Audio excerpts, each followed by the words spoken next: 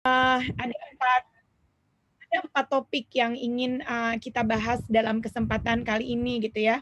Yang pertama adalah, pengantar toharoh gitu ya, atau pengantar bersih-bersih itu sendiri, lalu kemudian mengenal hadas dan najis, lalu kemudian, mengenal sunnah fitrah, lalu yang terakhir adalah tentang air, wudhu, dan, mandi gitu ya, seperti itu. Jadi hanya 4 topik ini saja yang ingin saya coba, sampaikan pada kesempatan kali ini. Toharoh ini sendiri, dia ada 2 pengertian gitu ya, yang harus dilakukan. Yang pertama adalah toharoh maknawi, di mana hati kita dibersihkan dari segala syirik ataupun kemaksiatan. Kenapa gitu ya? Karena hati ini adalah merupakan jendela yang sangat penting. Kalau dia ada syiriknya, kalau dia ada kemaksiatan, maka akan sulit bagi kita untuk melaksanakan ibadah. Yang kedua adalah toharoh indrawi atau sesuatu yang memang terlihat. Ada 3 hal gitu ya yang kita harus bersihkan, yaitu dalam, hal badan, fisik kita, pakaian, dan juga, tempat kita gitu ya. Dia harus bersih dari apa? Dari hadas dan khabas atau najis gitu ya, seperti itu. Toharoh ini sendiri adalah sesuatu hal yang sangat penting dilakukan. Kenapa? Karena dia merupakan syarat saat kita melaksanakan ibadah. Kalau kita melaksanakan ibadah dalam kondisi kita tidak bersih gitu ya, makanya tentu saja ibadah tersebut tidak akan diterima. Nanti akan dibahas ya ibadah apa saja yang memerlukan kebersihan ini gitu ya. Tentu saja tidak semua ibadah gitu ya. Seperti misalnya ibadah puasa, puasa nggak batal meskipun kita misalnya dalam kondisi ada najis gitu ya dan sebagainya gitu ya. Tentu saja ini ibadahnya sangat berkaitan dengan sholat, dan sholat ini adalah ibadah yang sangat penting karena kita harus melaksanakannya 5 kali dalam sehari, dan kemudian ibadah sholat sendiri adalah ibadah yang dia menjadi inti dari segala ibadah gitu ya. Bagaimana kita harus melakukannya itu dalam kondisi yang bersih gitu ya, dan kita pun harus melakukannya dalam dan sholat ini sendiri adalah merupakan ibadah yang paling pertama diperiksa gitu ya. Kalau sholatnya oke, yang lain insya Allah oke gitu ya. Tapi kalau sholatnya bermasalah, yang lain biasanya bermasalah gitu ya, seperti itu.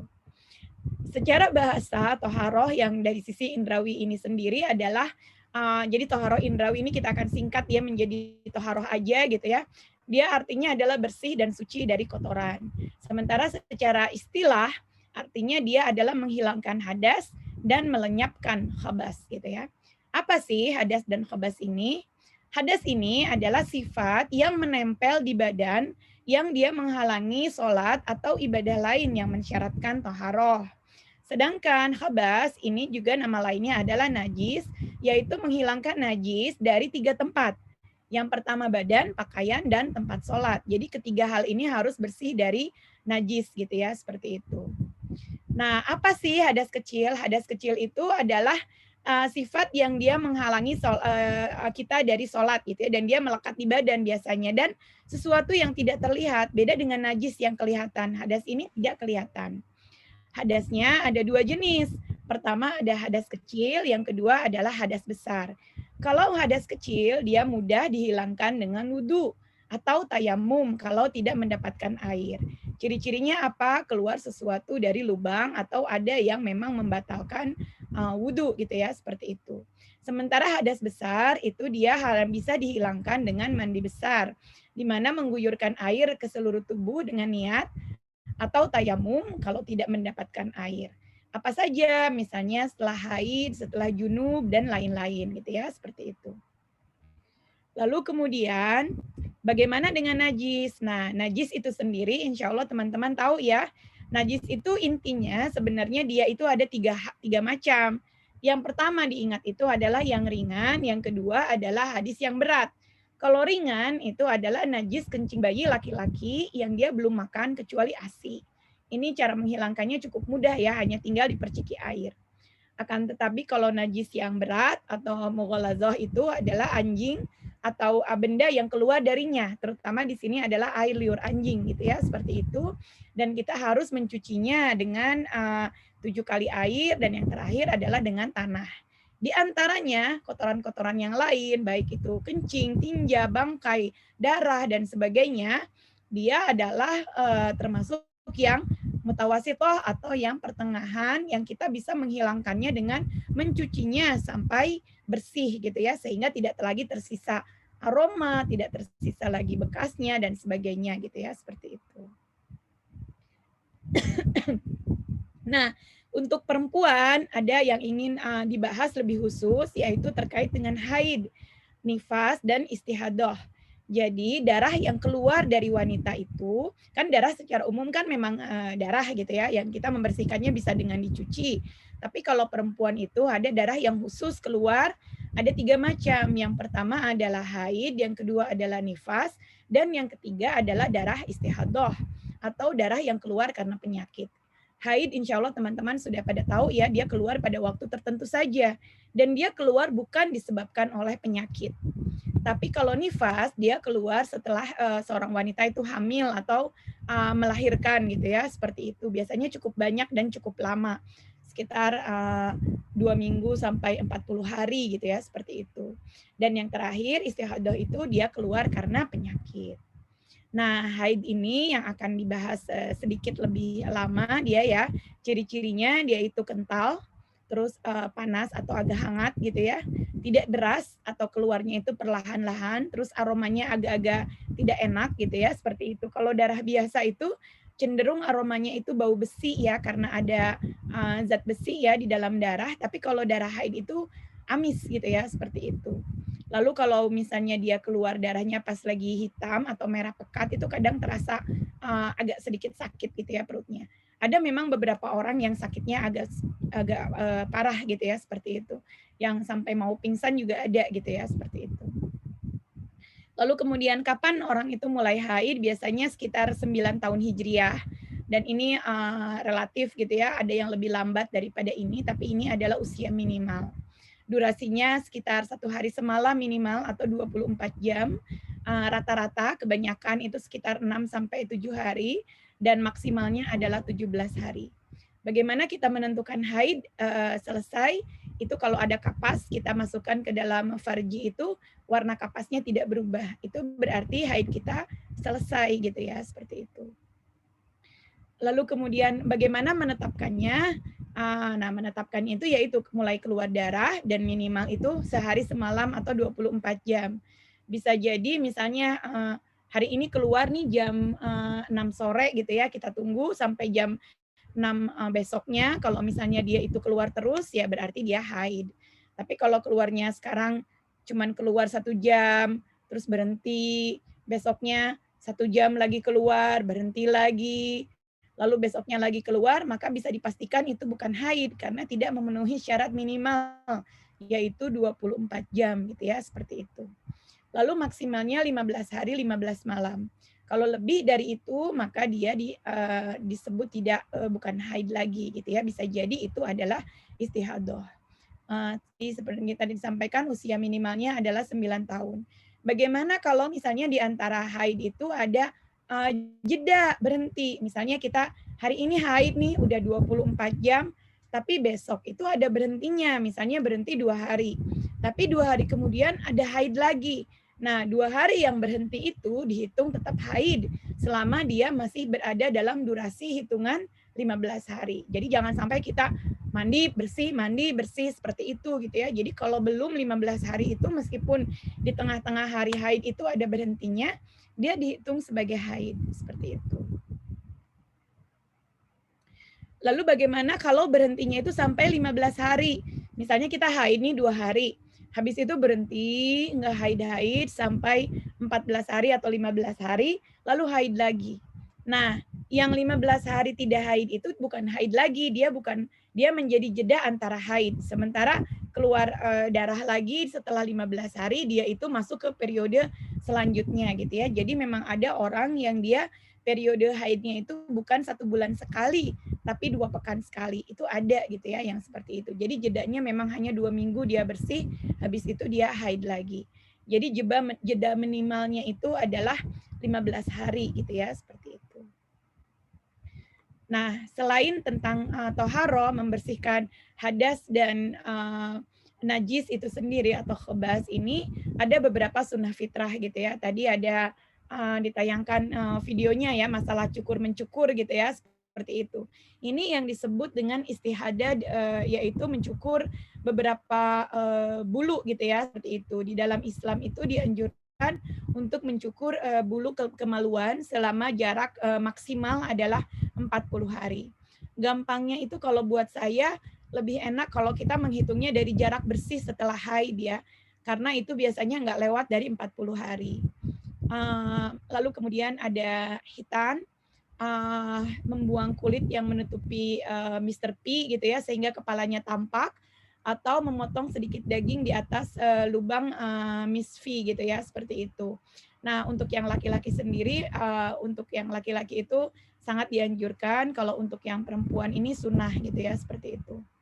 Lalu kemudian menggunting atau memendekkan kumis, jadi dianjurkan kumisnya pendek-pendek saja, sementara jenggotnya dipanjangkan gitu ya. Kemudian memotong kuku, kalau memotong kuku ini dianjurkannya sepekan sekali ya, terutama di hari Jumat gitu ya, seperti itu. Menggunting dan memendekkan kumis juga dianjurkan di hari Jumat ya, untuk dilakukan gitu ya, seperti itu. Jadi sepekan sekali dirapikan. Lalu kemudian mencabut bulu ketiak gitu ya. Kalau nggak bisa dicabut, nggak apa-apa, itu dicukur atau di laser atau diapain gitu ya, itu boleh gitu ya, seperti itu. Yang penting bulu-bulunya itu dihilangkan. Lalu kemudian sunnah yang lain adalah memanjangkan jenggot, lalu menghirup air dengan hidung untuk membersihkannya. Ini biasanya dilakukan pada saat kita berwudu. Lalu kemudian membasuh ruas-ruas dengan jari tangan. Ini kalau orang dewasa ini jarang kotor ya ruas-ruas jarinya. Tapi kalau anak kecil itu suka ketahuan. Saya kalau pas anak saya masih bayi itu suka bersih-bersihin ruas-ruas jari tangannya ya, suka ada item-item gitu di situ gitu ya, suka dibersihin. Jadi ini memang dianjurkan untuk dibersihkan. Mungkin orang yang dia sering bersentuhan dengan tanah itu baru kelihatan gitu ya kotornya. Kalau buat yang jarang bersentuhan dengan tanah mungkin nggak terlalu kotor gitu ya, seperti itu. Lalu kemudian istinja itu membersihkan dua jalan dengan air setelah buang hajat gitu ya. Lalu kemudian berkumur gitu. Berkumur ini saya kasih bintang karena hadisnya itu sendiri menyebutkan tentang 10 sunnah fitrah, lalu kemudian beliau agak ragu-ragu gitu ya, dan beliau bilang bahwa kayaknya yang ke-10 ini adalah berkumur gitu ya. Dan kalau kita ambil hikmahnya ya di zaman COVID ini seperti sekarang, Masya Allah gitu ya, betapa menghirup air dengan hidung gitu ya, lalu kemudian berkumur sampai ugai gitu ya, itu sangat dianjurkan gitu ya untuk kita membersihkan dari kuman-kuman gitu ya, seperti itu. Karena memang Allah Subhanahu wa taala itu adalah yang menciptakan kita gitu ya secara fisik, lalu kemudian dia juga yang membuat aturan-aturan terkait dengan masalah kebersihan ini gitu ya, sehingga memang betul-betul seiring sejalan gitu ya. Bagaimana kebersihan itu memang dua-duanya adalah sesuatu hal yang sangat utama gitu ya. Teman saya yang OB/GYN gitu ya, yang dokter kandungan itu cerita bahwa bisa kelihatan gitu ya, yang bulu-bulu kemaluannya itu gondrong sekali gitu ya. Di situ banyak sekali sumber-sumber penyakit yang bersarang gitu ya, mau itu bakteri, jamur dan sebagainya gitu ya. Sementara muslim yang dia rajin bersih-bersih, rajin mencukur gitu ya, seperti itu kelihatan lebih bersih dan lebih bagus gitu ya, seperti itu. Nah, ini mungkin yang memang Masya Allah ya, salah satu sunnah fitrah yang diajarkan oleh Rasulullah Shallallahu Alaihi Wasallam kepada kita semua. Kalau kita mengamalkannya, banyak sekali manfaatnya gitu ya, seperti itu.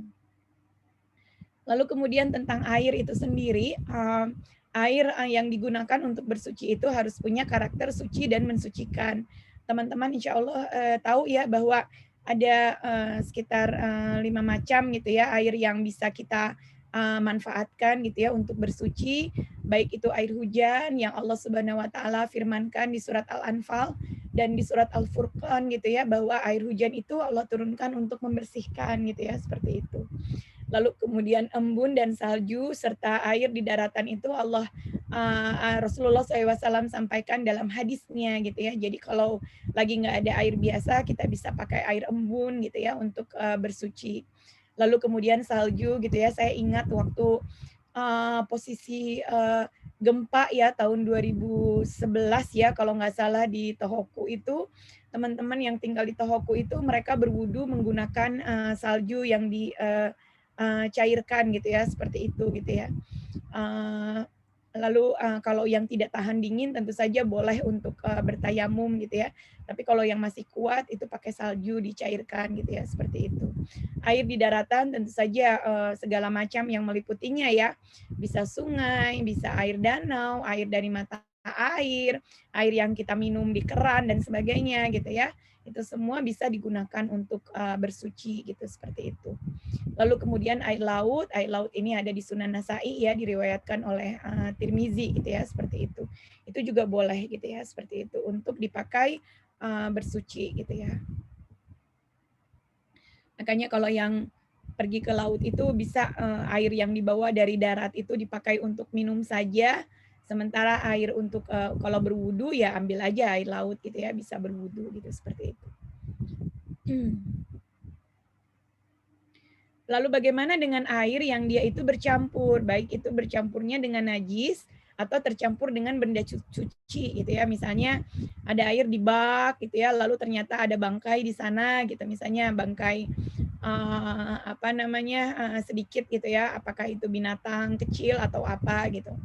Maka ada dua kategori gitu ya, NG, not good gitu ya, nggak bisa dipakai bersuci kalau ada perubahan dari sifatnya.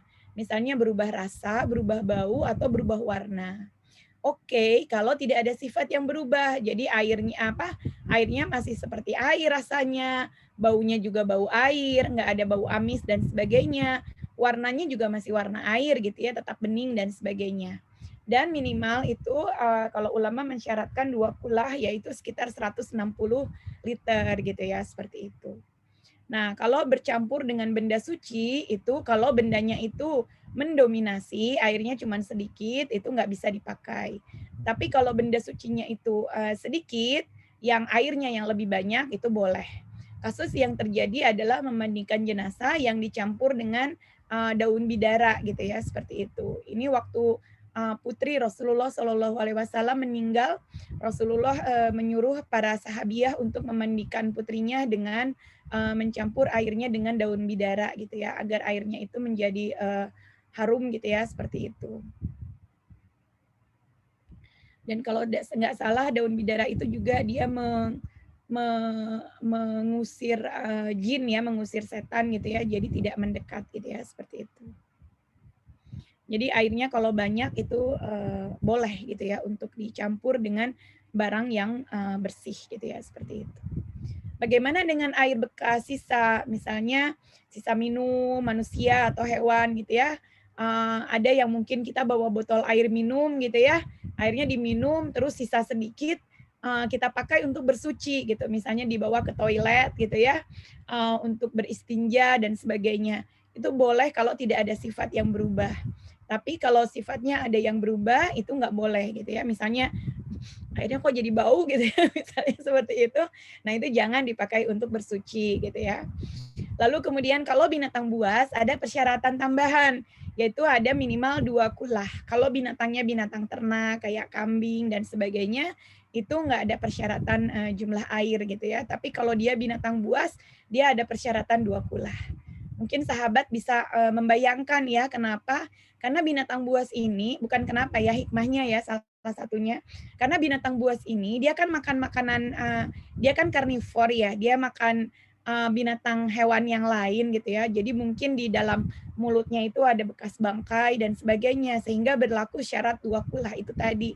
Khawatir ada najis di mulutnya gitu ya. Sementara kalau binatang ternak biasa itu kan dia herbivore. Dia cuman makan daun-daunan, tumbuh-tumbuhan gitu ya, sehingga nggak ada najis. Makanya syarat 2 kulah ini nggak ada gitu ya, seperti itu. Lalu kalau anjing atau babi airnya najis, jadi kalau bekas minum mereka itu not good gitu ya, jangan dipakai untuk bersuci ya, air liurnya aja najis gitu ya, kita harus melakukan sebuah prosedur sendiri gitu ya, seperti itu. Air mustakmal atau air sisa bersuci itu oke, kalau sifatnya itu tidak berubah. Jadi ada beberapa sahabat diriwayatkan mereka menampung air wudhu Rasulullah SAW, atau misalnya ada wudhu pakai air yang diceduk pakai tangan gitu ya. Jadi misalnya cuci muka, terus airnya diambil lagi dipakai buat cuci tangan, mungkin ada bekas kecipratan segala macam gitu ya. Kalau memang tidak berubah, oke untuk dipakai gitu ya, seperti itu. Nah, kemudian kita berangkat ke masalah wudhu ya. Ada beberapa syarat wudhu. Jadi wudhu itu teman-teman harus hati-hati karena dia hanya akan berlaku atau sah ketika memenuhi beberapa persyaratan ini ya. Ada 8 syaratnya. Yang pertama adalah dia muslim, berakal dan dia itu tamyiz gitu ya, sudah memenuhi syarat gitu ya. Dewasa, niat, dia harus berniat, lalu kemudian memakai air yang suci dan mensucikan, lalu menghilangkan apa-apa yang menghalangi sampainya air, lilin, kuteks, make up dan lain-lain gitu ya. Ada yang harus hati-hati itu zaman musim panas ini ya Allah ya Rabbi, sunblock ya, sunblock itu kita harus hati-hati ya, karena kalau sunblocknya itu baru dipakai itu dia masih menghalangi air gitu ya, tapi kalau sunblocknya itu sudah pudar beberapa jam kemudian itu udah mulai nggak apa-apa gitu ya, dia akan bisa menyerap air gitu. Jadi kalau sunblocknya itu masih baru dipakai itu kita bersihkan dulu gitu ya, supaya dia tidak menghalangi air wudhu. Kalau untuk di tangan yaitu kuteks dan segala macam. Kalau rambut juga ya, kalau cat rambutnya itu tidak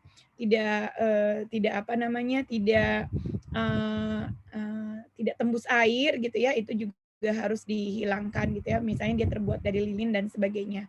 Tapi kalau kayak hina cat rambutnya itu memang bisa tembus air, atau pewarna kukunya itu memang bisa tembus air, insya Allah nggak ada masalah gitu ya, seperti itu. Lalu kemudian kalau ada sebab baru buang air harus melakukan istijmar atau istinja. Istijmar ini mengelap ya dengan batu, atau mungkin kalau zaman sekarang dengan tisu dan sebagainya. Kalau istinja itu dicuci dengan air gitu ya, seperti itu. Lalu kemudian muwalah atau berkesinambungan, lalu tartib atau berurutan ya, dan membasuh semua anggota yang wajib dibasuh. Jadi jangan ada yang ketinggalan. Rukun wudhu ini yang ada di dalam Al-Quran ya, bahwa dia harus dibasuh wajahnya dengan sempurna, terus kedua tangannya dibasuh sampai siku, terus kepala semuanya gitu ya, atau sebagian kepala ada yang mensyaratkannya juga demikian. Dan kedua telinga ini ada yang bilang ini sunnah, ada yang termasuk juga ke dalam wajib gitu ya, seperti itu. Lalu membasuh kedua kaki sampai mata kaki, lalu kemudian ada tartib dan muwalah gitu ya. Muwalah tadi itu berkesinambungan. Jangan dipotong-potong gitu ya, seperti itu. Lalu sunahnya itu apa? Sunahnya tasmiyah. Tasmiyah artinya membaca basmalah di awal wudhu, bersiwak, gosok gigi gitu ya sebelumnya, membasuh telapak tangan di awal wudhu gitu ya, lalu kemudian berkumur dan beristinsyak, memasukkan air ke dalam hidung gitu ya, seperti itu. Lalu menggosok lengan dan menyiangi jenggot gitu ya, dan mendahulukan kanan dari yang kiri dan membasuh 3 kali. Jadi urutan wudhu yang dari bilang bismillah dan segala macamnya itu udah memenuhi sunnah dengan rukun gitu ya. Kenapa yang rukun ini harus tahu? Karena just in case air terbatas dan kita harus sholat, atau waktu juga terbatas, minimal kalau kita tahu rukun wudhunya saja dan kita kerjakan ini saja, save gitu ya hidup kita gitu ya, save ibadah kita. Tapi kalau lagi yoyu, lagi ada waktu, air juga tersedia dan sebagainya, ya kita sempurnakan semuanya sunnah dengan rukunnya. Lalu kemudian yang membatalkan gitu ya, yang membatalkannya itu adalah apa-apa yang keluar dari kedua jalan ya, di depan maupun belakang ya. Lalu kemudian keluar najis dari bagian tubuh yang lain, hilang atau tertutup akal, baik itu tidur, pingsan, gila, dan lain-lain, menyentuh kemaluan manusia tanpa pembatas, makan daging unta, dan murtad dari Islam. Ini yang unik ya, kalau makan daging yang lain, daging kambing, daging apa, atau makanan yang lain, itu tidak membatalkan wudhu. Jadi teman-teman nggak usah wudhu lagi. cukup berkumur-kumur saja gitu, membersihkan yang di sela-sela gitu ya. Supaya apa? Supaya nanti lagi sholat tuh nggak ini kayaknya ada yang tersela-sela gitu ya, seperti itu. Terus nelan sesuatu itu kan batal gitu ya, seperti itu. Nanti harus dibuang dan sebagainya. Tapi kalau daging unta itu wajib wudhu lagi gitu ya, karena wudhunya batal. Jadi daging yang lain itu masih sunnah wudhu. Kalau kita mau mengulang wudhu itu sunnah hukumnya. Tapi kalau makan daging unta itu batal wudhunya. Jadi memang wajib wudhu lagi gitu ya, seperti itu. Apa saja ibadah yang mengharuskan berwudhu? Sholat, tawaf, dan menyentuh mushaf tanpa pembatas. Meskipun menyentuh mushaf sendiri ada yang bilang itu sunnah yang dianjurkan gitu ya. Jadi tidak sampai wajib hukumnya gitu ya. Kan tetapi memang ulama sangat-sangat memanjurkan untuk berwudhu dulu sebelum menyentuh mushaf gitu ya, seperti itu. Lalu apa yang sifatnya itu sunnah atau dianjurkan saja? Kalau mau berzikir, kalau yang junub gitu ya, mau mengulangi jima gitu ya, berhubungan suami istri, mau makan atau mau minum atau mau tidur, kalau bisa sebelumnya wudhu dulu gitu ya, seperti itu. Lalu dianjurkan juga berwudhu sebelum kita mandi besar, dan dianjurkan untuk berwudhu sebelum tidur gitu ya, seperti itu. Ini kadang saking terbiasanya wudhu gitu ya, meskipun lagi haid juga kalau udah mau tidur itu suka berwudu juga gitu ya, dan memang tidak ada larangan ya bagi yang haid untuk berwudu gitu kalau memang mau, cuman ya tetap nggak bisa sholat gitu ya, seperti itu. Ini mandi besar ya kalau kita baru haid ataupun baru junub gitu ya, berhubungan dengan suami istri, ataupun sunnah di hari Jumat gitu ya. Jadi hari Jumat itu bukan cuman mandi biasa aja, tapi memang sunnah mandi besar gitu ya. Tata caranya ada dua ya. Yang pertama rukun saja. Rukun saja itu hanya meratakan air ke seluruh tubuh dengan niat. Jadi niat untuk mandi junub atau mandi besar gitu ya. Dan kemudian meratakan air ke seluruh tubuh. Udah oke gitu ya. Nggak usah sampo, nggak usah sabun juga udah terhitung mandi sebenarnya. Makanya sayang gitu kalau kita udah capek-capek mandi, tapi nggak pakai niat gitu ya. Apalagi di hari Jumat. Karena kan nggak jadi dapat pahala sunnah. Tapi kalau kita pakai niat untuk mandi besar, kita dapat pahala sunnah gitu ya, seperti itu. Lalu tata caranya kalau mau yang sesuai dengan sunnah Nabi ya, basuh tangan dulu, lalu kemudian basuh kemaluan, dibersihkan, lalu kemudian kita berwudu seperti kita mau sholat gitu ya, yang kumur-kumur dan sebagainya gitu ya, sampai kaki. Lalu kemudian ambil air terus diusap ke sela-sela rambut gitu ya, sehingga akar-akarnya itu bisa kena air gitu ya. Lalu kemudian kepalanya diguyur dengan 3 kali guyuran, lalu kemudian mengguyur air ke seluruh tubuh. Ada juga yang menyampaikan bagian kanan dulu gitu ya, 3 kali, terus kiri 3 kali, lalu kemudian kaki kanan 3 kali, kaki kiri 3 kali gitu ya, seperti itu. Jadi insya Allah semua bagian tubuh itu kena air gitu ya, karena kita diawali udah pakai wudhu dulu, ada kumur-kumur, ada bersihin telinga, bersihin lubang hidung dan sebagainya, lalu kemudian tinggal air dilatakan ke seluruh tubuh. Jadi kalau mengambil cara yang sesuai dengan sunnah Rasulullah, insya Allah lebih sempurna mandinya gitu ya, seperti itu. Nah, kalau tidak menemukan air atau tidak boleh menyentuh air karena sakit dan sebagainya, maka wudhu dan mandi junubnya diganti dengan tayamum. Kalau tayamum ya hanya menggunakan debu atau tanah yang suci gitu ya, seperti itu, dan tidak usah seluruh tubuh seperti itu ya, hanya tangan saja lalu kemudian wajah gitu ya, seperti itu udah oke gitu ya, seperti itu. Masya Allah ya, ini adalah cara yang sudah Rasulullah SAW tuntunkan kepada kita semua dan menjadi bagian dari cara Islam. Alhamdulillah sudah selesai dalam waktu sekitar 35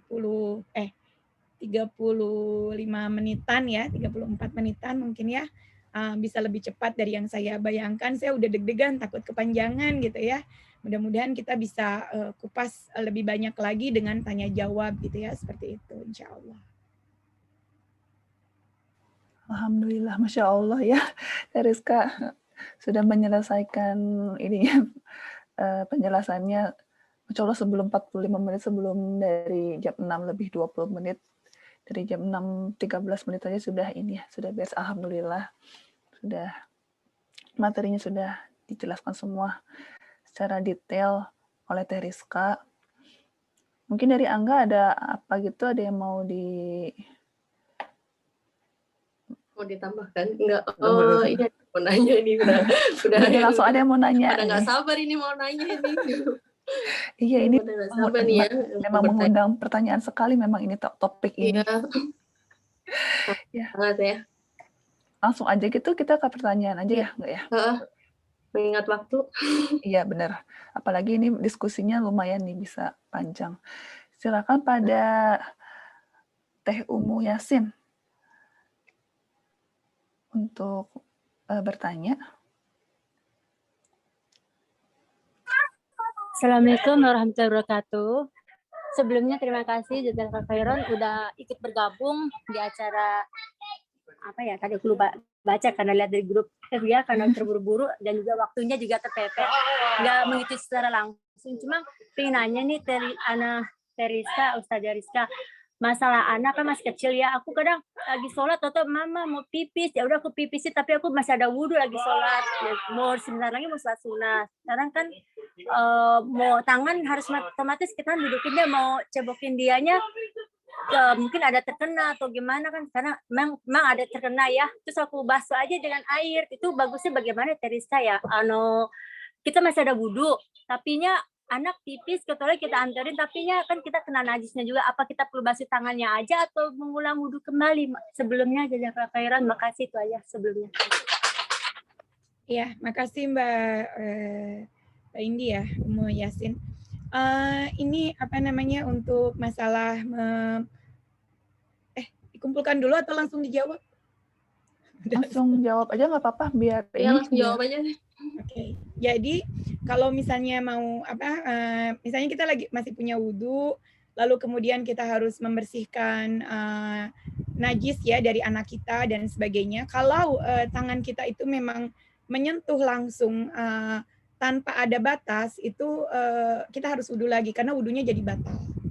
Tapi kalau misalnya menyentuhnya itu misalnya pakai tisu ya, ada kalau bayi kan bisa pakai tisu wet tisu ya, dibersihin seperti itu masih nggak batal karena masih ada perantara. Tapi kalau kita menyentuh langsung ngebersihinnya, ya itu berarti wudhu kita batal dan kita memang harus bersihkan. Nah, kalau misalnya kita lihat aja kena najis atau tidaknya itu, Masya Allah, Allah Subhanahu Wa Taala itu sangat-sangat pemurah gitu ya. Jadi kita bisa lihat kalau memang terlihat ada basah, ada cipratan air dan sebagainya, berarti kena ya mungkin kita harus ganti baju dan harus dibersihkan. Tapi kalau memang tidak ada bekas-bekasnya, tidak ada kelihatan basah atau kayak cipratan sesuatu, insya Allah nggak apa-apa, nggak usah dibersihkan pakaian dan sebagainya seperti itu. Itu ya Mbak Indi, insya Allah. Bagaimana umumnya sih? Contoh masih kurang ngerti ya. Itu berarti aku sebenarnya harus kembali ngodol lagi dong sholatnya. Soalnya kan kadang aku ini ya, mama kan ini ke toilet ya, anakku ke toilet, terus aku kadang ambil airnya tuh di toilet, karena aku lupa nggak ngambil cup ya, jadi ambil pakai tanganku, terus aku cobokin karena anaknya cowok ya, dia aku siramin dia lagi duduknya gitu.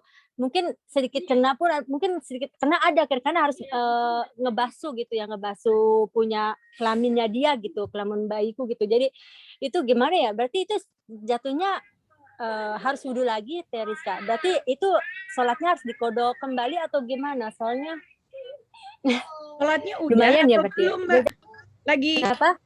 Maksudnya gimana? Sholatnya tuh lagi sholat di tengah-tengah sholat. Udah sholat tengah-tengah sholat baru sholat fardu, belum sunnah badiahnya. Kadang juga sebelum sholat fardu lagi gitu ya, pas lagi sholat sunnah, terus ya macam-macam sebelum sholat atau lagi sholat sunnah qobliyahnya atau lagi sebelum fardu pun setelah fardu belum badiahnya gitu, maksudnya begitu. Iya, wudhu lagi aja Mbak kalau misalnya memang kena. Jadi berarti yang selama ini itu sholatnya kalau tangan kita menyentuh langsung, kena langsung gitu ya, berarti harus wudhu lagi. Tapi kalau cuman ngebasuhin air, dia yang ngebersihin sendiri, kan kadang-kadang gitu ya. Kayak misalnya kita nyiramin air nih, yang bersihin anaknya, dia yang pegang sendiri, bersihin sendiri. Kalau itu nggak usah wudhu lagi, itu masih nggak apa-apa. Tapi kalau misalnya kita yang bersihin langsung, yang pegang langsung, berarti wudhu lagi. Tapi kalau anaknya yang pegang langsung, itu nggak usah wudhu lagi kitanya. Itu bagaimana Teresa? Sholatnya berarti harus dikodok nggak? Soalnya aku masih nggak yakin apa bersolatnya benar apa sih benar boleh gitu ya, wajib. Masih Berarti ingat nggak? Masih ingat nggak sholatnya? Mungkin udah banyak berapa kali ya, karena aku setiap meetingnya 2 jam sekali ngajak ke toiletnya. Udah nggak ingat seperti itu ya, paling ya bertobat aja karena nggak tahu Mbak Indi, insya Allah mudah-mudahan. Alhamdulillah, ya aku juga sering setiap hari juga sholat taubatnya juga dilakukan, cuma nggak setiap detik setiap ini. Jadi pas lagi sholat tahajudnya baru sholat taubatnya gitu, karena meringankan waktu ya, karena kalau sholat waktu anaknya juga sibuk. Jadinya insya Allah ya walau alam, tapi lebih baik emang setiap melakukan itu sholat taubatnya atau bagaimana Teresa maaf ya. Maksudnya setiap kali apa ya? Setiap kita melihat aduh ada kesalahan nih, langsung sholat taubatnya aja, atau aku selalu mudahnya nggak harus sholat taubat sih Mbak, maksudnya bertaubat aja, beristighfar yang banyak kepada Allah Subhanahu Wa Taala. Nggak harus selalu sholat taubat, tapi bertaubat itu ya beristighfar kepada Allah. Nanti kalau sholat taubatnya khusus sendiri pas waktu-waktu khusus aja, nggak apa-apa sambil tahajud kayak gitu. Insya Allah, jazakallah khairan Teresa. Ayakum, ya, barakallahu fiik. Nah, terima kasih pada Umi Yasni yang sudah bertanya, dan terima kasih juga Ustazah Rizka yang sudah menjawab. Langsung saja kita lanjut ke ini ya, pertanyaan yang dari Slido. Iya.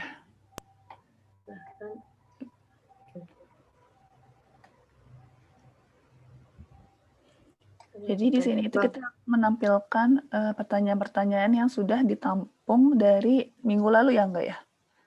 Minggu ini ya. Dari minggu ya? Minggu ini.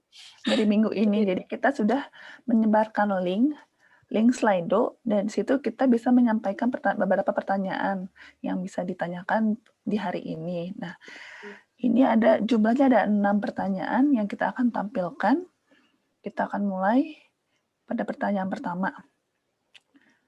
Oke, pertama. Aku bacain dulu pertama ya, enggak ya? Atau Muhammad dulu? Aku dulu? Ya, aku dulu ya. Pertama, bagaimana hukumnya jika sholat tapi sedang keputihan atau celana itu kita tuh kotor karena keputihan, dan apa yang harus dilakukan? Ya, mangga Teriska. Ya, jadi untuk masalah keputihan, ada 2 pendapat. Yang pertama itu menyatakan kalau keputihan itu adalah najis.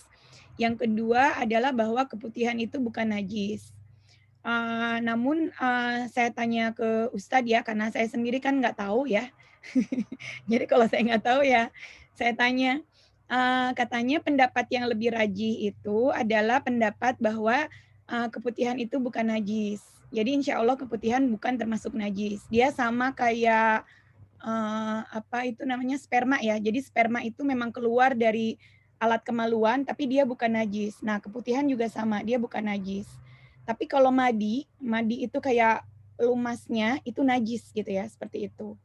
Nah, keputihan itu sendiri, jadi ketika misalnya memang ketika sholat tapi sedang keputihan, ya itu kalau lagi sholat keputihannya keluar, itu wudunya batal. Berarti harus diulang wudunya karena batal kalau keluar keputihan. Tapi kalau misalnya kotornya sendiri itu nggak apa-apa. Meskipun tentu saja kalau misalnya kita memungkinkan untuk ganti ya, kebetulan di rumah terus kita ganti dulu dan sebagainya, itu lebih bagus dan lebih nyaman di kitanya. Atau misalnya pentinya diganti dan sebagainya gitu ya, seperti itu. Masalah penti juga serba salah ya, karena kadang-kadang orang pakai penti keputihan malah tambah banyak gitu loh. Tapi di satu sisi kalau nggak pakai penti ribet banget, kalau mau sholat mesti bersih-bersih. Tapi kalau kita mengambil pendapat bahwa dia bukan najis, insya Allah meskipun ada kotorannya itu tidak apa-apa. Cuman memang wudunya batal. Jadi kalau bisa wudu lagi. Bagaimana kalau memang terus-terusan keluar itu si keputihannya gitu kan? Nggak bisa berhenti-berhenti. Masa baru Allahu Akbar keluar wudu lagi, Allahu Akbar lagi wudu lagi gitu. Ini kasusnya sama dengan orang yang dia terus-terusan buang angin ya secara terus-terusan. Nah itu ya udah diterusin aja sholatnya nggak apa-apa gitu ya, seperti itu. Karena itu memang kondisi sakit gitu ya, seperti itu. Meskipun tentu saja kalau keputihannya udah mengganggu sekali gitu ya, apalagi berbau dan sebagainya, lebih baik memang dicek ke dokter karena keputihan itu kan ada yang alami ya, ada yang memang dia normal, ada yang memang tidak normal. Nah, itu dicek aja gitu. Dulu teman saya ada zaman saya masih mahasiswa gitu ya, dia cukup bermasalah gitu ya, akhirnya pergi ke dokter kandungan, lalu kemudian diterapi dan segala macam gitu ya. Itu baik gitu ya, karena daripada ditunda-tunda, nauzubillahi min dzalik, nanti misalnya bermasalah ke masalah kesuburan dan sebagainya gitu ya, apalagi buat teman-teman yang mungkin belum menikah gitu ya, kalau ada masalah-masalah terkait dengan menstruasi atau haid, itu jangan malu-malu untuk mengecek ke dokter kandungan gitu ya. Jadi ditangani lebih dini itu lebih bagus gitu ya. Jadi teman-teman saya dulu yang keputihan itu kemudian ditangani sama dokter karena ternyata memang ada over bakteri yang tumbuh gitu ya dan sebagainya, lalu kemudian ditreatment, alhamdulillah jadi sembuh gitu ya, dan ya tidak terganggu kesuburannya gitu ya, bisa punya anak dan sebagainya gitu, seperti itu. Jadi ya memang treatment itu sangat penting gitu ya. Untuk sholatnya sendiri ya itu tadi, balik lagi, wudhu lagi aja, kalau misalnya terlalu sering nggak apa-apa diteruskan sholatnya, seperti itu. Insya Allah, terima kasih untuk jawabannya. Tapi sebenarnya ada penasaran juga sih, ada yang jadi ganjalan mungkin untuk beberapa teman, mungkin ada yang ini ya, mungkin ada beberapa teman-teman yang di sini juga yang mungkin memiliki masalah yang sama dengan pertanyaan di sini. Mungkin dia merasa kayak, aduh ini kayaknya putihan atau bukan ya sebenarnya. Kadang-kadang suka sulit ya membedakan gitu. Ini tuh lembab kayak kan kita kerasa ya kalau di daerah situ tuh kan lembab atau basah. Nah, ini tuh basahnya basah apa? Keputihan atau bukan gitu. Terus yang keluar itu tuh itu keputihan bukan sih atau jangan-jangan kayak kita habis dari misalkan habis dari buang hajat, buang air kecil, terus misalkan kan daerah situ jadinya basah kan ya, jadi basah, lembab, apa itu sisa-sisa air tadi yang belum dikeringkan, yang masih tersisa belum kering, kadang-kadang kan jadinya malah jadi was-was gitu ya. Tapi was-was juga jadinya jangan-jangan ini was-wasan setan gitu. Jadi kadang-kadang masukannya bingung, jadinya malah makin bingung itu, jadinya harus bagaimana ya baiknya ya. Bingung juga jadi. Pasti memang was-was itu dari setan ya. Jadi memang harus dipastikan aja kalau memang kan lain ya antara basah air dengan basah lendir kayak gitu-gitu kan. Pokoknya kalau ada sesuatu yang memang keluar dari sana itu pasti membatalkan wudhu. Itu intinya ya. Nah, cuman bedanya itu hukumnya ada yang sifatnya itu najis, ada yang bukan. Yang najis itu kalau kita itu kayak terangsang. Kita ngelihat sesuatu atau tersentuh gitu ya, mungkin kalau udah menikah lebih ngerti gitu ya. Lalu keluar ada cairan, nah itu najis hukumnya.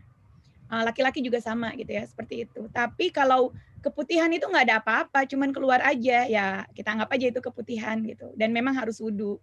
Cuman dia nggak najis, jadi nggak harus dibersihkan, nggak usah ganti dan sebagainya. Seperti itu.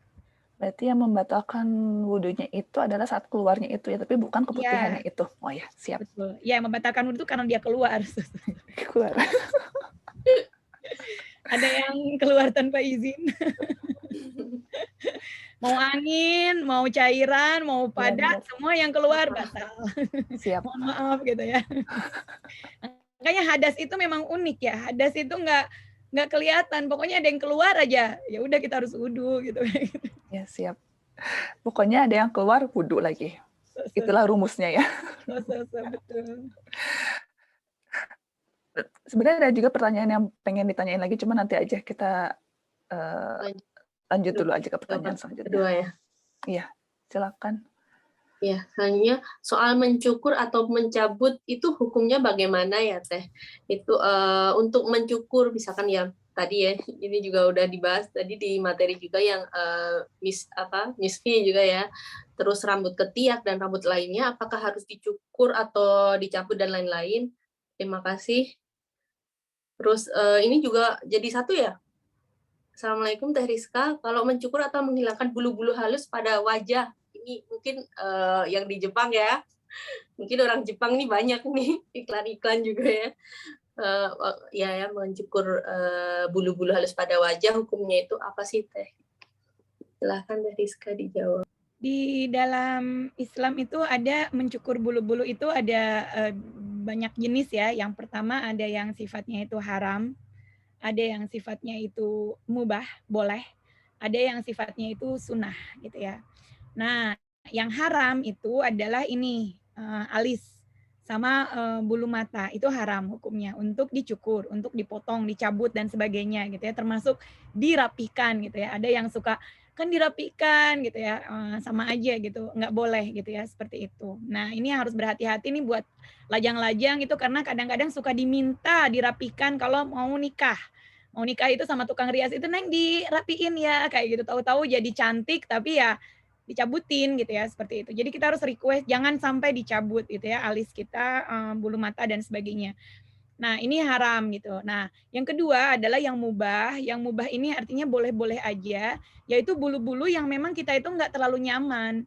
Nah, bulu-bulu di wajah, misalnya nih suaminya misalnya, ini gimana kalau wajahnya bulu-bulunya dihilangin aja gitu misalnya, karena biar lebih cantik, kalau pakai skincare, kalau pakai make up kayaknya bisa lebih bagus misalnya seperti itu. Nah, itu boleh dicukur, boleh apa namanya, dihilangkan. Termasuk juga bulu-bulu tangan, bulu-bulu kaki. Ada yang mungkin nggak nyaman ya dengan bulu-bulu tangan atau bulu-bulu kaki, itu mau dibersihkan itu boleh, dibersihkan, mau dihilangkan itu boleh, di-wax, di apa gitu ya, misalnya seperti itu boleh sifatnya. Cuman ya sabar aja kalau nanti tumbuh lagi gitu masalahnya kan. Makanya kalau saya pribadi, kebetulan hormon laki-lakinya kayaknya agak kuat ya, jadi bulunya banyak gitu ya di tangan sama di kaki, itu, saya biarin aja gitu. Karena nggak capek nyukur-nyukur gitu, berapa bulan sekali harus nyukur-nyukur gitu malah capek gitu kan. Tapi kalau dibiarin ya udah gitu dan suami nggak keberatan, ya udah nggak ada masalah gitu, seperti itu. Tapi mungkin ada beberapa yang malah nggak nyaman, dia malah lebih sabar tanda kutip untuk menghilangkan, mencukurnya gitu ya, setiap beberapa bulan sekali itu nggak ada masalah. Jadi silahkan, mangga gitu ya, kalau memang mau dicukur bulu kaki, bulu tangan, bulu wajah dan sebagainya. Nah, yang berikutnya yang sunnah. Nah, yang sunnah ini artinya memang sangat-sangat dianjurkan untuk dicukur.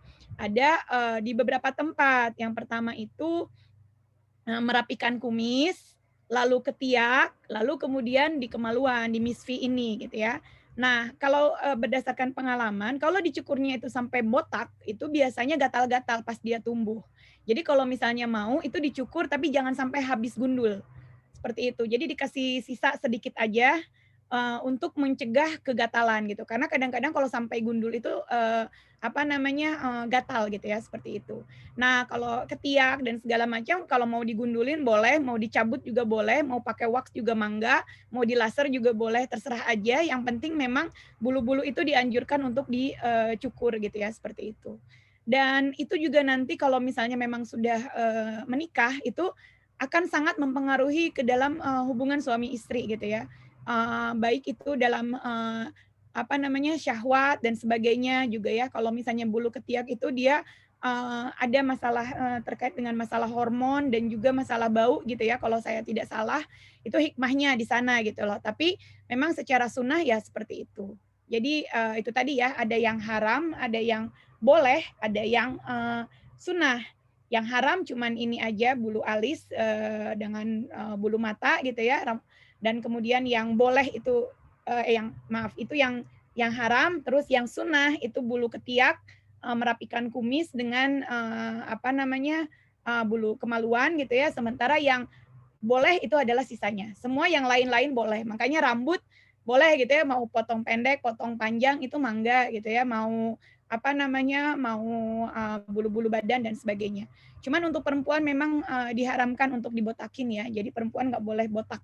Harus ada rambutnya meskipun sedikit gitu ya. Dan terutama jangan juga menyerupai laki-laki gitu ya kalau dipotong. Kemarin tuh sempat ada ngelihat ada yang rambutnya itu dipapas gitu yang laki-laki banget gitu ya, setengah botak gitu ya. Itu sebenarnya nggak baik gitu ya, tidak bagus gitu ya. Kecuali kalau memang sakit yang parah ya, ada orang yang mungkin sakit kanker atau harus operasi otak dan sebagainya, itu mah lain lagi babnya gitu ya, seperti itu. Tapi kalau enggak jangan. Kalau laki-laki mah mau digundul, mau di ini juga boleh. Cuman dia nyukurnya jangan sampai belang-belang ya. Ada laki-laki itu yang rambutnya di sini ada gitu ya, di sini nggak ada. Nah itu nggak boleh, itu haram mencukur sebagian. Jadi kalau mau dicukur, cukur habis semua, jangan sampai ada yang disisakan gitu ya. Tapi kalau model misalnya di sini agak pendek, di sini agak panjang, itu nggak ada masalah. Kalau memang ada rambutnya, yang nggak boleh itu dicukur botak di satu tempat, di tempat lain lagi ada gitu ya. Kayak pang-pang gitu kali ya, ngepang-ngepang gitu, itu sebenarnya nggak bagus gitu ya. Haram laki-laki dicukur dengan cara seperti itu. Mungkin itu ya terkait dengan cukur-cukuran, mudah-mudahan cukup jelas. Terima kasih Teh Rizka. Ya benar banget ini yang banyak ditanyakan mungkin ya. Nah, mencukur mana yang sunnah dan diharamkan. Ya di Indonesia banyak ya. Tadi ada Tika juga waktu wisuda juga ini diminta cukur ini alis lah dan sebagainya, untuk nikahan juga. Berarti untuk misalkan kan pas nikahan kayak gitu kan ada di daerah pelipis juga kan ada yang dicukur kayak gitu ya Teh. Itu masih dibolehkan gitu ya. Kalau pelipis masih nggak apa-apa. Daerah sini ya, daerah sini itu masih nggak apa-apa. Ini aja nih yang kelihatan banget yang nggak Alis boleh. ya. Alis dan bulu mata ya. Yang lain boleh mangga. Ada kan yang kadang-kadang apa namanya perempuan yang ada kumisnya Iya, ya. kumis. Terus Iya. kata si periasnya ini ya nggak apa-apa kalau itu mah. Terus berarti kalau misalkan kayak daerah ketiak sama daerah misfi gitu, misalkan kan kalau di Jepang tuh kan ada kayak laser yang sampai dibersihkan bersih banget, itu kan ada juga. Itu berarti masih termasuknya boleh berarti ya? Boleh, iya. Masuk yang sunnah. Bahkan sunnah loh. Iya. Ya. Temen ada yang rajin ya, dan alhamdulillah jadi bersih ya. Kalau yang lain itu kan jadi kayak hitam-hitam atau apa gitu ya, tapi kalau yang di laser itu kayaknya lebih bersih ketiaknya. Oh gitu ya. Itu boleh, nggak ada masalah. Jadi kalau masalah cara, itu daijobu, apa aja boleh dipakai. Oh, gitu. Memang kalau dari sisi kata dalam hadisnya sendiri, kalau bulu ketiak itu dicabut. Kalau bulu misfi itu dia dicukur gitu ya. Jadi memang ada perbedaan pengambilan kata ya. Artinya memang kalau misalnya dicabut itu kan berarti memang bersih sekali gitu ya kalau untuk ketiak. Tapi kalau yang si misfi itu dia masih dicukur gitu kata-katanya. Jadi masih bisa ditinggalkan barang 1 mili, 2 mili gitu ya, seperti itu. Karena memang kalau dicukur habis itu gatal biasanya. Iya benar. Saya waktu nggak tahu, saya cukur habis. Gatal-gatal. Gatal-gatal. Tajam-tajamnya ya, Mbak. Jadi hati-hatilah kalau baru semangat melaksanakan sunnah tanpa pengetahuan ya bisa bahaya juga. Ya, mungkin yang berpengalaman lebih mengerti ya. Kalau garuk-garuk ketiak masih nggak apa-apa lah ya gitu. Garuk-garuk itu kan agak-agak aneh. Bercanda. Ya begitulah. Mungkin di sini ada chat juga, ada pertanyaan ya. Ini bersambung yang tadi ya mencukur ya. Kalau sedang, ya, Assalamualaikum, izin bertanya Teh, kalau sedang haid apakah boleh potong bulu atau rambut atau bagian tertentu? Mungkin kuku juga ya. Iya, sebenarnya nggak ada larangan ya. Jadi nggak ada larangan untuk potong-memotong kalau misalnya lagi haid. Cuman buat saya sendiri karena kebiasaan, biasanya saya potong-potongan itu kalau lagi nggak haid. Jadi biasanya nunggu bersih dulu baru potong-potong. Masih berasa aneh aja gitu kalau potong rambut, potong kuku pas lagi haid karena berasa kayak agak kotor gitu ya, seperti itu. Tapi itu perasaan aja. Jadi nggak ada tuntunannya, nggak ada larangan untuk tidak memotong. Apalagi kalau kukunya udah panjang gitu ya. Terus kita tungguin gitu gara-gara kemarin lupa, ini nungguin dulu haid selesai gitu. Misalnya seperti itu kan, dahulukan aja memotongnya gitu, misalnya seperti itu. Jadi nggak ada larangan dalam hal potong memotong itu. Lebih ke perasaan ya, karena kalau di zaman dulu itu bahkan rambut-rambut jatuh aja dikumpulin gitu ya, dibungkus gitu. Saya itu diajarin sama ibu itu kayak begitu gitu zaman dulu kan. Jadi makanya meskipun sekarang nggak ngumpul-ngumpulin rambut sih, kalau jatuh mah ya udahlah gitu, dibiarin aja. Tapi minimal untuk potong rambut, untuk potong kuku itu saya biasanya nunggu selesai aja. Jadi kalau yang sengaja itu saya tunggu selesai dulu seperti itu. Tapi nggak ada larangan insya Allah. Kalau memang ini schedule-nya potong rambut sama salon gitu, janjian cuman saat itu misalnya, atau kuku udah panjang, ya mangga weh gitu kalau mau dipotong apa-apa.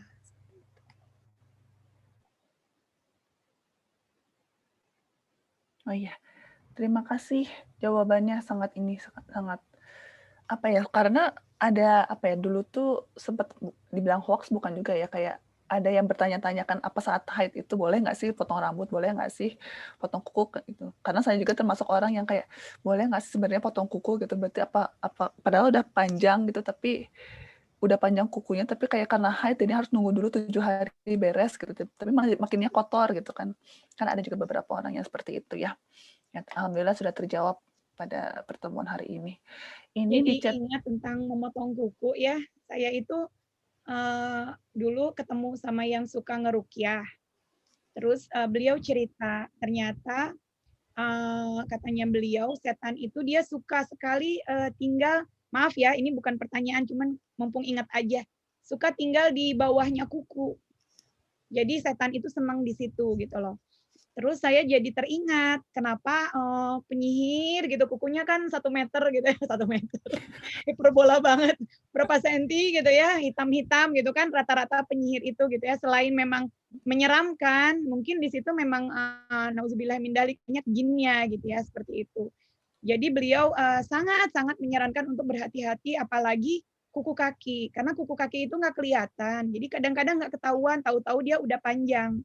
Jadi mungkin di situ ya sunnah memotong kuku itu kita harus berhati-hati meskipun mungkin nggak kelihatan dan kita nggak tahu. Saya juga baru dengar itu dari beliau dan saya nggak tahu apakah ada hadis atau tidak terkait dengan hal itu gitu ya. Akan tetapi memang yang namanya memotong kuku itu sesuatu hal yang penting. Jadi memang kalau udah panjang ya udah, kecuali kayak kasusnya apa namanya mau kurban ya, kayak kemarin kan kalau udah masuk ke tanggal 1 terus kita niat kurban kan memang dianjurkan untuk nggak potong-potong. Nah, kalau misalnya memang agak panjang sedikit karena kita nungguin sampai 10 hari nih, ya itu masuk ganai gitu. Karena memang niatnya memenuhi perintah Allah tidak memotong dulu apapun sebelum kita potong kurban kita. Nah, kalau itu kasusnya lain lagi. Tapi kalau memang tidak terlalu mendesak dan segala macam, ya mau potong kuku dipercepat lebih baik gitu ya untuk potong kuku seperti itu. Dan terutama kuku kaki yang kita harus hati-hati ya, karena nggak kelihatan kalau kuku tangan tuh, oh iya udah panjang, misalnya kayak gitu kan gampang. Kalau kaki kadang-kadang nggak kelihatan, kecuali kalau orangnya memang super care gitu ya, selalu perhatian dengan badannya gitu seperti itu. di bawah kuku itu sebelah mana maksudnya tuh ya? Jadi kalau kukunya itu panjang, misalnya ini kuku nih, nah dia di sininya. Jadi kalau kukunya itu panjang, dia diam di situ. Makanya kukunya harus pendek, harus dipotong pendek. Ini kulit, ini kuku misalnya kan, kayak gini. Tapi kalau ini kuku, ini kulitnya, ini kan ada jeda nih. Nah, dia di sini. Oh. Kalau misalnya kita main lumpur kan kelihatan hitam-hitam kayak gitu ya, kotor kan. Nah, bagian yang keselip-selip itulah gitu loh, kayak gitu. Di daerah situ. Jadi makanya daerah dulu itu kan ada orang yang sakit gitu, misalnya kan tetap aja kita potongin kukunya gitu. Ada sampai saudara saya itu yang telaten banget gitu ya, kan kadang-kadang susah tuh motongin kuku kaki ya, apalagi kuku kaki yang udah tebal atau sakit gitu ya, sampai dipotongin dikit-dikit, dipotongin dikit-dikit gitu, seperti itu. Masya Allah gitu. Ya itu karena khawatir ya, ada ya pertama itu sunnah, yang kedua ada khawatir ada setan-setan atau jin yang bertinggal di sana dan dia mudah untuk menggoda manusia. Kan selain lewat darah dan sebagainya gitu ya, seperti itu. Ya Masya Allah, ternyata itu juga itu baru tahu sekali sih ya, kalau ternyata di kuku pun bisa jadi sarangnya setan dan jin. Iya, saya juga baru tahu. Baru tahu. Cuman belum sempat nanyain apakah ada hadisnya atau ada apa. Cuman karena beliau memang ahli ruqyah ya, jadi memang kan ada banyak hal yang memang kita tidak ini ya, makanya beliau bisa cerita. Itu aja. Kalau saya kan taunya misalnya kita bilang bismillah itu kalau nutup jendela ya, nutup jendela rumah kita bilang bismillah supaya setan nggak masuk. Masuk rumah kita bilang bismillah, nutup dompet kita bilang bismillah biar nggak ada tuyul misalnya kayak gitu ya, yang suka nyuri-nyuri uang. Beliau itu buka HP bismillah, buka tas bismillah, buka ini bismillah, semua bismillah gitu. Ternyata karena memang dia selalu dikejar-kejar. Karena pekerjaan beliau adalah meruqyah banyak yang menyerbu dan selalu mencari celah kepada beliau gitu ya, seperti itu. Kalau kita dengar waswasil khannas ya, setan yang selalu mencari celah, itu memang setan itu dia bermusuhan dengan ahli ruqyah sehingga dia selalu ingin mengganggu. Makanya proteksinya itu harus luar biasa. Sedikit aja tuh bismillah, bismillah, bismillah seperti itu. Jauh lebih besar mungkin kalau kita kan kita dicuekin aja ya sama mereka gitu ya, karena nggak diganggu pun kita mah masih begini gitu ya, nauzubillah min dzalik, masih lucu gitu kan, seperti itu. Tapi untuk yang mereka itu memang betul-betul diintai gitu oleh jin-jin seperti itu.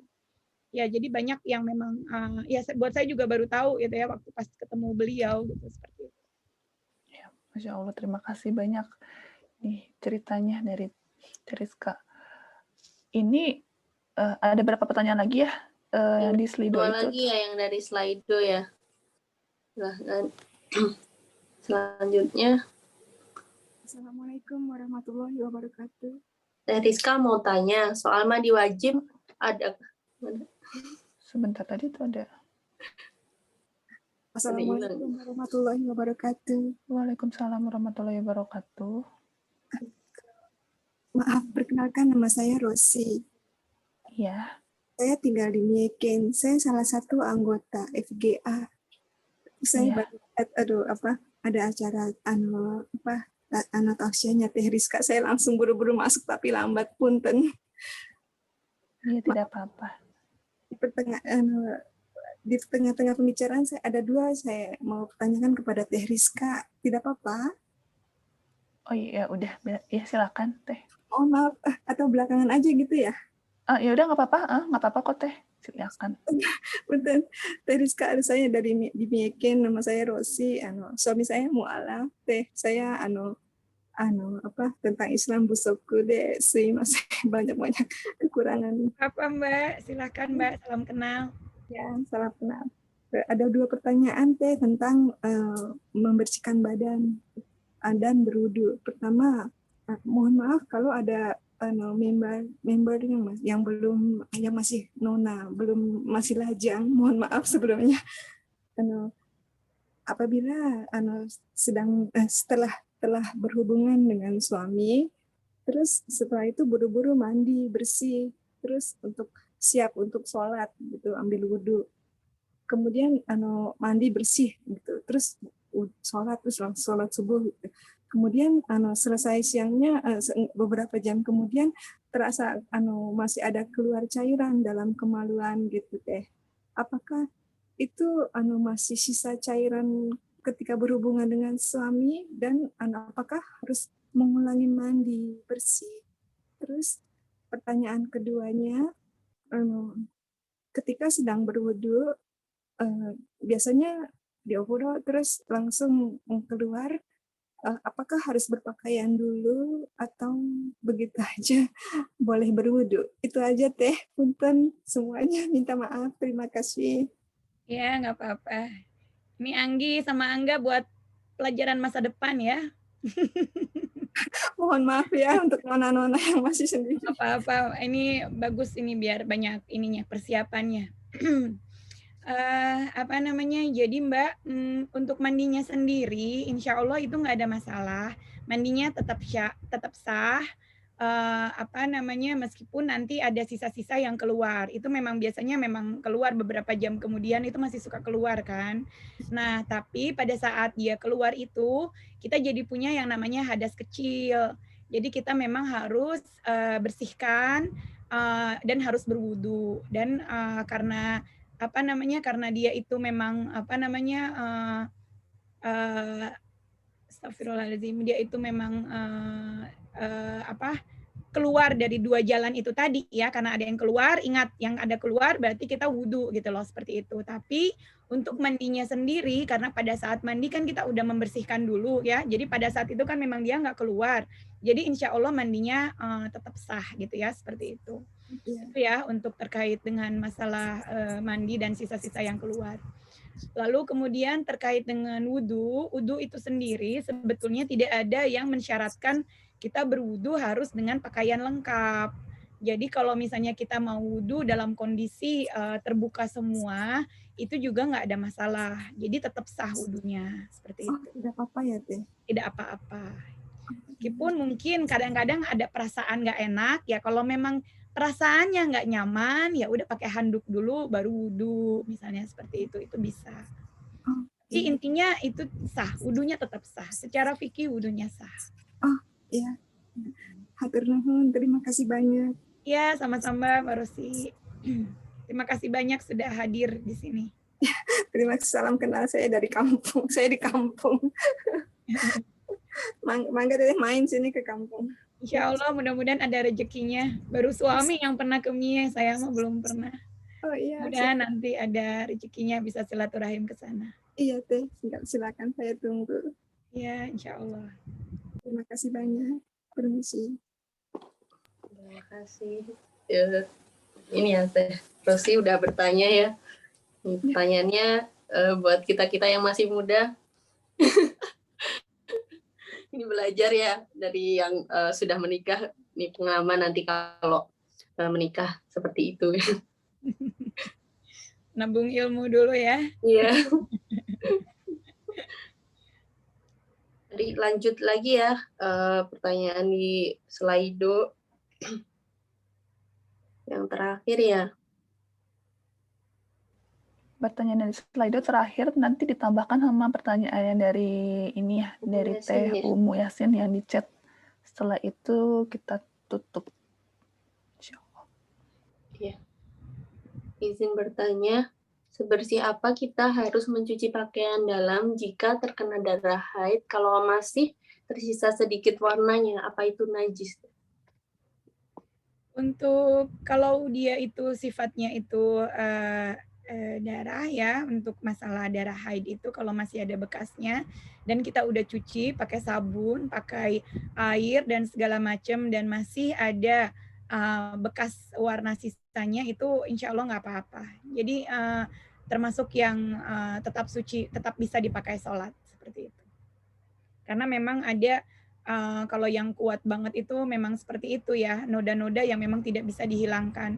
Darah haid, terus kayak noda jeruk, pisang, kayak gitu kan memang harus saat itu juga dicuci gitu. Kalau ada jeda waktu sedikit aja, dia bakalan lama gitu. Yang nggak boleh warnanya tersisa dan segala macam itu kalau air. Jadi kalau air misalnya dia kena najis, lalu kemudian dia yang asalnya jadi bening, dia warnanya jadi agak kusam sedikit, nah itu berarti udah nggak bisa dipakai wudhu. Tapi kalau kain kena darah, kita udah cuci bersih-bersih, atau mungkin ada yang punya bayi kena ompol atau kena pup misalnya ya, maaf ya, ada sisa sedikit bekas gitu ya, padahal udah dicuci pakai bersih, udah pakai pemutih dan sebagainya, masih ada sisa kotoran, itu masih tetap sah untuk digunakan sholat insya Allah. Jadi bedakan antara untuk air berwudu yang untuk bersuci atau mandi dengan peralatan atau pakaian yang mau digunakan untuk sholat gitu ya, seperti itu insya Allah. Itu jawabannya.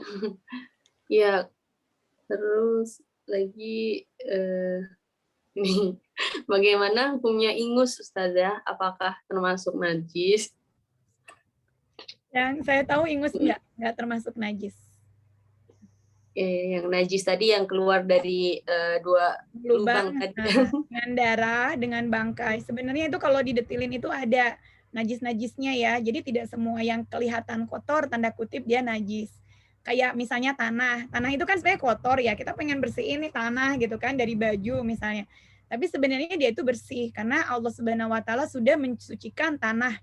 Seperti itu misalnya, atau ingus. Ingus juga kan kotor, tapi dia tidak termasuk najis. Kalau misalnya kita lagi sholat nih ada anak kena baju kita gitu ya, atau misalnya kita nggak ada tisu, nangis gitu ya, dengerin suara imam terus nggak ada tisu kan, dia lap gitu kan, misalnya pakai mukena, itu nggak apa-apa, itu bukan najis. Jadi najis itu sendiri ada detail sebenarnya tentang najis mutawasitoh itu tadi ya, namun karena waktu kita terbatas, saya skip, nggak saya rinci di dalam slide tentang najis itu gitu. Tapi kalau misalnya mau, ya kira-kira kayak misalnya darah, bangkai. Jadi bangkai itu dia najis. Misalnya ayam ayamnya sebelum disembelih udah mati duluan, itu terhitungnya bangkai, itu najis. Kita nggak bisa makan, nggak bisa kena dan sebagainya gitu kan, harus dicuci bersih-bersih dan dikubur aja gitu, seperti itu. Ada banyak rinciannya gitu ya. Tapi kalau kayak ingus, air mata, apa ya namanya upil kayak gitu-gitu, itu bukan najis insya Allah gitu ya. Iya. Terus tadi ada yang tanya Teh, ya di Umu Yasin ya. Misalkan kita nih udah terlanjur nih, misalkan kayak ini cukur alis atau motong ini apa sih bulu mata bayi kayak gitu, gimana cara bertobat atau apa yang harus kita lakukan gitu? Kalau bulu mata setahu saya nggak apa-apa. Bulu mata itu masih nggak apa-apa. Yang nggak boleh ini aja alis. Tadi saya nyebutin Alis. bulu mata ya. Bulu mata Iya. enggak, bulu alis. Alis aja. Alis aja. Bulu mata dajo Bu, insya Allah. Bulu mata bayi berarti nggak apa-apa ya? Nggak Iya, apa-apa. biar bulu matanya panjang ada yang gitu kan dipotong ya. bulu mata supaya dia lentik. Kayaknya tadi saya ketuker-ketuker bulu mata sama alis ya. Bulu mata nggak apa-apa. Yang nggak boleh alis aja. Ada yang memang di apa bulu matanya dipotong supaya dia lentik, itu masih nggak apa-apa insya Allah. Yang nggak boleh itu mencukur alis. Allah melaknat orang yang mencukur alis. Bulu mata Kalau itu misalnya kayak udah rambut. terlanjur Teh. Ya kalau udah terlanjur ya bertobat aja, minta ampun sama Allah Subhanahu Wa Taala. Terus banyak-banyak beramal solih, mudah-mudahan dia bisa menjadi kafarat ya atas dosa-dosa kita. Bersih. Jadi kalau bulu mata termasuknya mubah ya? Mubah, ya, bulu mata termasuk mubah, termasuk yang boleh. Tidak haram, tidak wajib, tidak sunnah. Siap, terima kasih banyak Teh. Ya itu bulu hidung ya, keluar-keluar gitu. Oh ya belum Ya, kemudian dipotong gitu, seperti itu juga ada, itu nggak apa-apa. Itu juga nggak apa-apa ya, bulu hidung. Bukan sunnah juga. Maksudnya mubah juga. Kesiapan kita untuk memotong bulu itu, siap-siap bulunya tumbuh, itu aja. Jadi once kita motong, siap-siap aja tumbuh gitu. Kayak kita motong bulu apa, memang bulu mata itu memang dipotong supaya dia keluar nanti tumbuh yang lentik gitu kan. Insya Allah nggak akan jadi gondrong sih untungnya kalau bulu mata. Saya nggak kebayang bulu mata. Jadi gondrong gitu ya, terus kayak bulu tangan tadi ya, misalnya kan nanti bakalan tumbuh lagi ya, kita harus cukur lagi misalnya seperti itu. Ya siap-siap aja, bulu hidung juga misalnya. Tapi kalau mengganggu kan sampai keluar-luar ya, ada yang mungkin keluar-luar ya udah potong-potong aja yang rajin gitu, seperti itu. Ya, insya Allah ya terjawab semua ini pertanyaan soal bulu-bulu. Mulai dari bulu mata, bulu hidung, bulu kaki, bulu tangan. Mungkin bulu dada juga gitu. Masih pada ingin bertanya ya mungkin ya. Namun waktunya sangat terbatas. Iya, dan udah menunjukkan udah mau sholat maghrib juga ya di sana ya. Sudah mau maghrib. Ya, sudah di Tokyo sudah ya. Azan 49 di sini. Ya ampun. Agak cepat ya sekarang, alhamdulillah. Alhamdulillah. Ya kalau gitu kita sudahi saja ini pertemuan hari ini. Iya. Mohon maaf bagi yang pertanyaannya belum terjawab. Mungkin nanti kita bisa tanyakan ke Teh Rizka di grup juga ya. Oh iya, kalau mau ikutan fikih juga bisa ikut kajian fikih hari Ahad ya. Ada fikih sama tafsir, mangga itu langsung sama Ustadz Jelani yang ngajarin. Jadi bukan yang Ustadz abal-abal kayak saya. Ustadz beneran gitu ya. Jadi boleh di situ juga ada grupnya. Nanti kalau mau tanya boleh. Kalau misalnya pusing udah kebanyakan grup, kebanyakan kelas, mau nanya di Promia juga nggak ada masalah. Nanti colek-colek aja ya sama Mbak Anggi, Mbak Angga. Nanti insya Allah kalau ada ini saya jawab. Kalau saya nggak bisa ya saya colek lagi Ustadznya. Siap. Iya, langsung kita bisa belajar fikih sama Ustadz Jerani ya. Iya, saya ikut kok kelasnya. Nanti bisa ngasih materi juga dong Anggi. Insya Allah. Belum sampai situ sih level ilmunya. Oh ya, alhamdulillah kalau gitu ya pertemuan hari ini kita sudahi dulu. Alhamdulillah, alhamdulillah. Banyak sekali ya pertanyaan-pertanyaan yang sensitif ini akhirnya terjawab, alhamdulillah.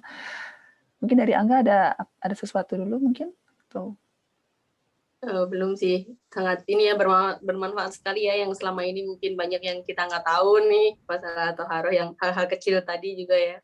Pokoknya yang keluar dari 2 lubang itu apapun itu ya, itu membatalkan wudhu ya.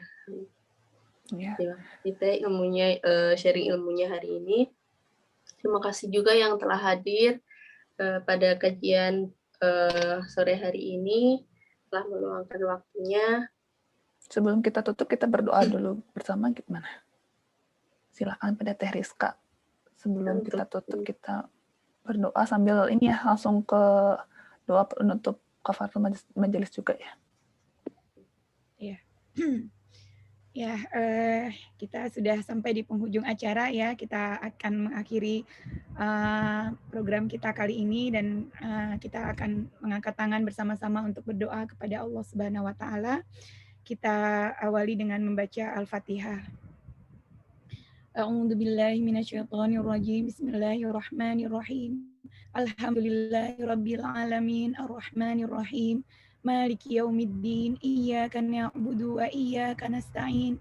Ihdinas siratal mustaqim. Siratal ladzina an'amta 'alaihim ghairil maghdubi 'alaihim waladdallin. Amin. Allahumma sholli ala Muhammad wa ala ali Muhammad wa sahbihi ajmain. Ya Rahman, Ya Rabbal Alamin, Engkau karuniakan kepada kami syariat-Mu yang sempurna, Ya Allah. Syariat Islam yang telah mengatur kehidupan kami dalam setiap hal yang kecil maupun yang besar. Mampukanlah kami semua untuk menjalankannya, Ya Rahman. Mampukanlah kami semua untuk mentaatinya. Mampukanlah kami semua untuk hidup di dalam naungan Islam, ya Allah. Jadikanlah kami semua hamba-hamba-Mu yang berbahagia berada dalam ajaran Islam, yang berbahagia dalam ketaatan di jalan-Mu. Ya Rahman, Ya Rahim, ampunilah kami atas kebodohan kami, atas ketidaktahuan kami, atas dosa-dosa yang kami lakukan karena ketidaktahuan kami. Maafkanlah kami semua, ya Allah. Ampunilah kami semua. Dan ampunilah kami semua atas kelalaian kami, ya Allah. Ada banyak hal yang kami tahu, tapi kami lalaikan karena nafsu kami dan karena kebodohan kami. Ya Rahman, Ya Rahim, jadikanlah kami semua orang-orang yang bersih hatinya, ya Allah. Jauhkanlah kami dari rasa sirik, dari rasa iri dan dengki, dari rasa malas, dan dari segala penyakit hati, ya Allah. Jauhkanlah kami dari stres dan depresi, ya Rahman. Bahagiakanlah hati kami. Isilah dengan iman, ya Allah. Isilah dengan qanaah, ya Allah. Isilah dengan keinginan untuk senantiasa bertakarub dan rindu bermunajat kepadamu, ya Allah. Puaskanlah hati kami dengan ibadah-ibadah kepadamu, ya Rahman. Ya Rahman, Ya Rahim, badan fisik yang Engkau titipkan kepada kami, karuniakanlah kami kemampuan untuk merawatnya, ya Allah. Jadikanlah itu sebagai sarana bagi kami semua untuk beribadah kepadamu, ya Allah. Jadikanlah fisik kami senantiasa sehat lahir dan batin, dan kuatkanlah dia untuk menjalankan segala amanah-Mu, ya Allah, untuk beribadah, untuk bekerja, untuk menunaikan segala amanah yang Engkau titipkan kepada kami semua. Ya Allah, Ya Rahman, Ya Rahim, karuniakanlah kesehatan kepada mata kami, kepada pendengaran kami, kepada batin kami, kepada jasad kami, ya Allah. Dan jadikanlah kami semua muslim yang dijauhkan dari segala macam penyakit, baik yang kecil maupun yang besar, yang ringan maupun yang berbahaya, ya Allah. Ya Rahman, Ya Rahim, untuk kami semua atau saudara-saudara kami yang sedang sakit, sembuhkanlah ya Allah, dan jadikanlah penyakit itu sebagai penggugur dosa ya Allah, dan karuniakanlah kesembuhan yang sempurna yang tidak meninggalkan bekas. Amin ya rabbal alamin. Rabbana zalamna anfusana wa illam taghfir lana wa tarhamna lanakunanna minal khasirin.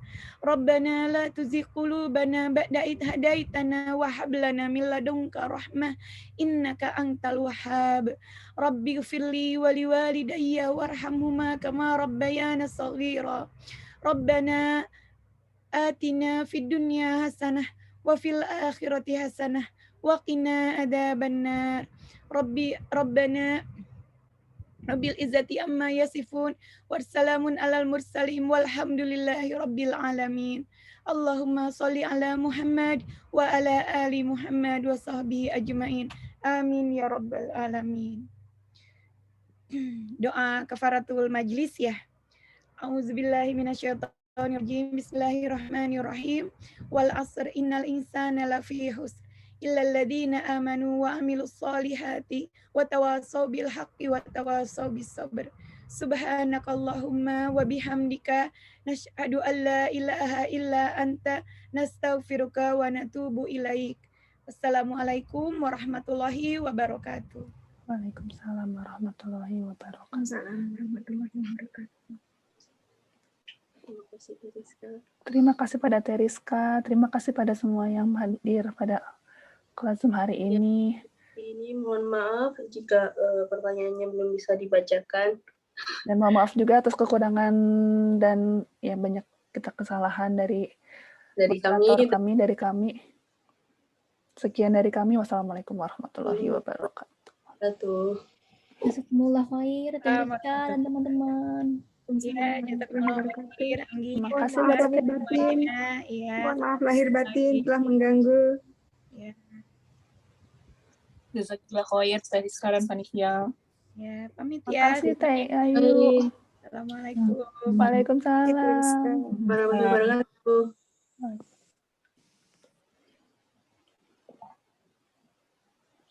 Terima kasih Teh Kika udah datang.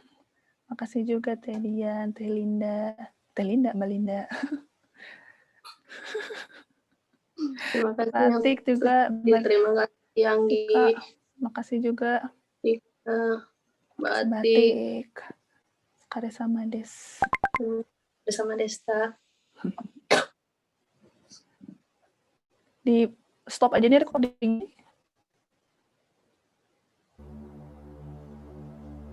Ya, recordingnya masih jalan. Masih pause sih sekarang. Ini Tika lagi gerak nggak sih? Oh, gerak.